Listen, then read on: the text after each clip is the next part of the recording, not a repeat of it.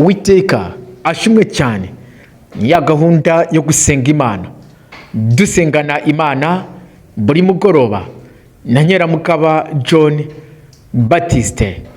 Uyu munsi turi ku munsi wa kabiri bamaso, buri munsi dusengana Imana.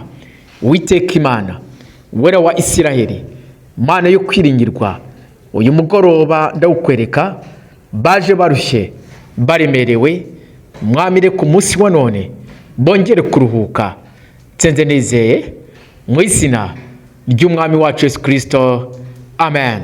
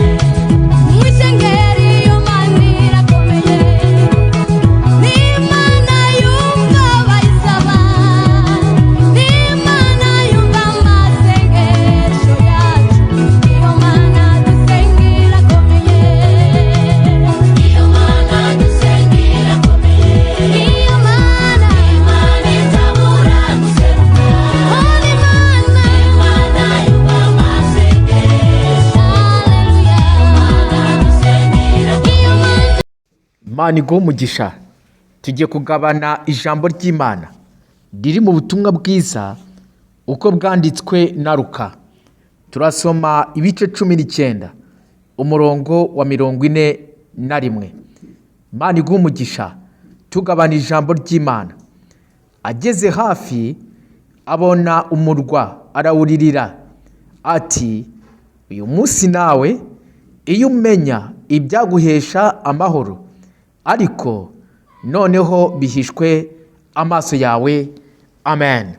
Iryo jambo ry'Imana niryo tugiye kugabana umunsi wa none. Imana iguhe umugisha kandi Uwiteka akomeze kuba mu ruhande rwawe, amen.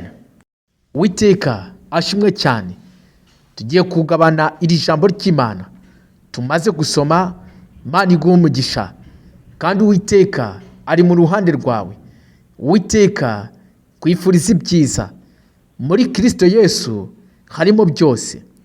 Ngo ageze hafi abona umurwa arawuririra. Umunsi wa none Kristo ararira. Ndarira ku bwawe wabuze amahoro, wabuze umunezero, ariko umunsi wa none araguhamagara kugira ngo akugirire neza. Araguhamagara kugira ngo aguhe umunezero. Araguhamagara kugira ngo aguhe amahoro wabuze. Nta handi twabonera amahoro. Amahoro yacu tuyabonera muri Kristo Yesu. Nawe umunsi wa none ongera ugaruke ubone Imana. Ongera ugaruke ubone amahoro. Ongera ugaruke ubone umunezero uturuka ku Mana. Satani ntiyishimira ko wabona amahoro. Ntabwo yishimira ko wamenya Kristo Yesu, kuko muri Kristo Yesu harimo byose. Muri Kristo Yesu harimo ibyo wabuze. Umunsi wa none Kristo ararira, ariko ariteguye kukugirira neza. Ararira ariko ariteguye kuguhanagura amarira.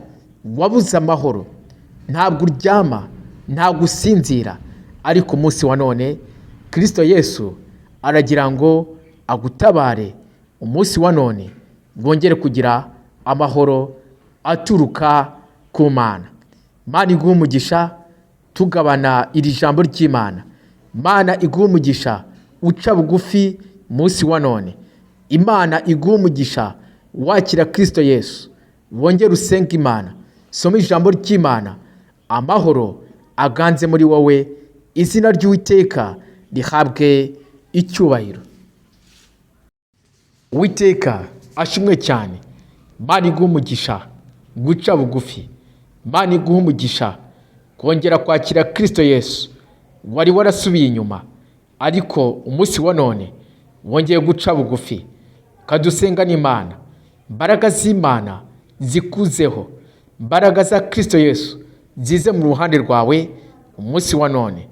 Wari waracitse imbaraga zo gusenga.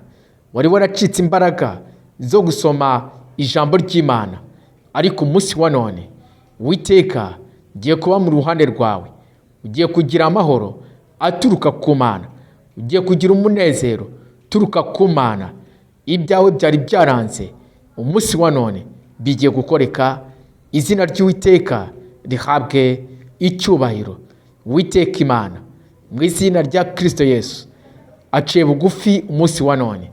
Data yari yarasubiye inyuma, yaburaga amahoro, ariko umunsi wa none Data ari kumugirira neza. Reka yongere kubona umunezero, yongere kubona ibyishimo Data bituruka kuri wowe. Uwiteka Imana Nyiringabo, reka ubikore kugira ngo izina ryawe Mwami n'ukuri rihabwe icyubahiro. Nsenze nizeye mu izina ry'Umwami wacu Yesu Kristo, amen.